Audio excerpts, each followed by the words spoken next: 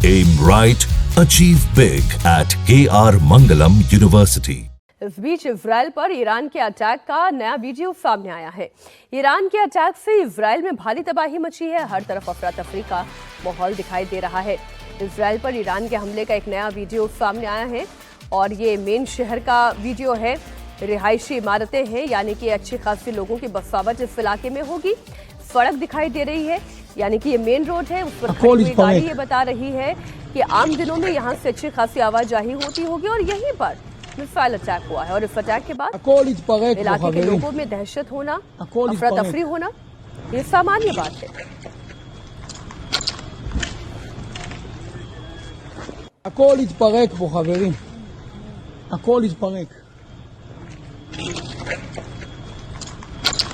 दरअसल cease fire लागू होने के बाद ईरान के हमले ये बताते हैं कि वो आखिरी दम तक अपनी जंग लड़ने की ताकत को दिखाना चाहता है, वो अपने हौसले को दिखाना चाहता है और इसलिए ईरान ये कहता है कि ये हमारी तरफ से आखिरी हमला है। साथ ही साथ इस हमले को अमेरिका के लिए एक मैसेज के तौर पर भी देखा जा रहा है और ईरान पूरी दुनिया को ये बताना चाहता है कि किसी के दबाव में या किसी के कहने पर या किसी हमले की वजह से उसने सीज फायर को स्वीकार नहीं किया है, बल्कि इस सीज फायर पर उसने अपने विवेक से खुद फैसला लिया।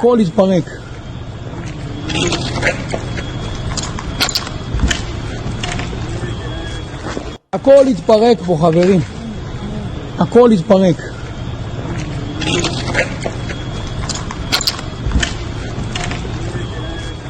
הכל יתפרק פה חברים, הכל יתפרק.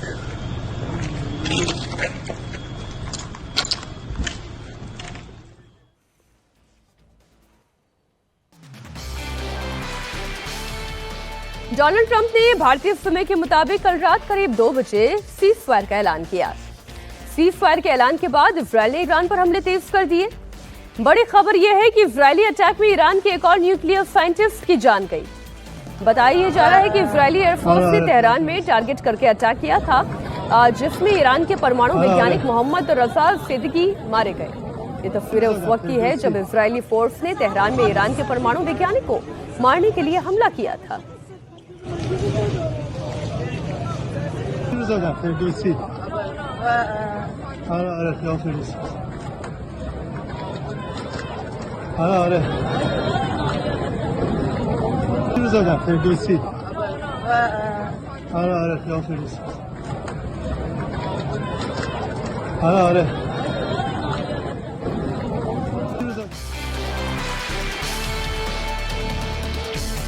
इजराइल से इस वक्त एक और बड़ी खबर आ रही है। इजराइल ने अपना एयर स्पेस खोल दिया है, यानी कि सारी फ्लाइट्स के लिए एयर स्पेस खुल चुका है। इसका मतलब ये कि अब संकट के बादल टल चुके हैं।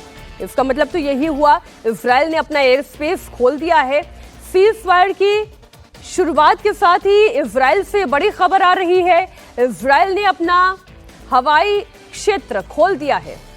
मेरे सहयोगी अमित पालित लगातार जुड़े हुए हैं हमारे साथ। अमित, इजराइल का एयर स्पेस खोलने का मतलब यह है कि क्या संकट के बादल चल गए हैं?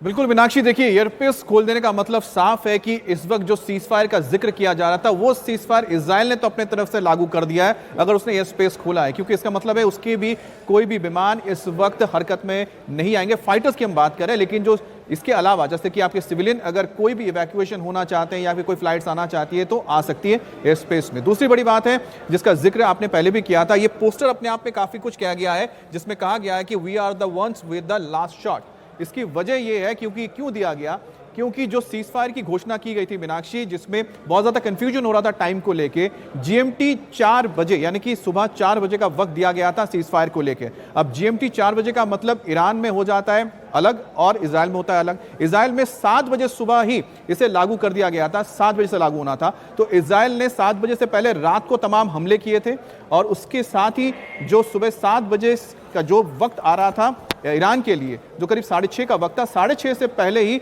ईरान ने हमले कर दिए थे इजराइल के ऊपर। तो कुल मिलाकर देखा जाए जो सीज फायर का वक्त शुरू होना था, ठीक उससे पहले ही दोनों देशों ने एक दूसरे पर हमला किया था। और आखिरी हमला, क्योंकि रात को इजराइल ने हमला करके ईरान के अंदर बहुत तबाही मचाई थी, जिसमें न्यूक्लियर साइंटिस्ट की मौत हुई थी, वहां के IRGC के हेडक्वार्टर को तबाह कर दिया गया था। और सबसे महत्वपूर्ण जो वहां पर एक सिंबॉलिक जगह है जिसे पैलेस्टीनियन स्क्वायर कहा जाता है, यानी फिलिस्तीन चौक, वहां पर एक घड़ी लगाई गई थी और उस घड़ी के अंदर लिखा गया था कि इजराइल का खात्मा। और 2040 में माना गया था, जो अयतोल्ला खमैनी थे, जो पहले सुप्रीम लीडर थे, उन्होंने कहा था कि 2040 तक मिटा दिया जाएगा इजराइल को।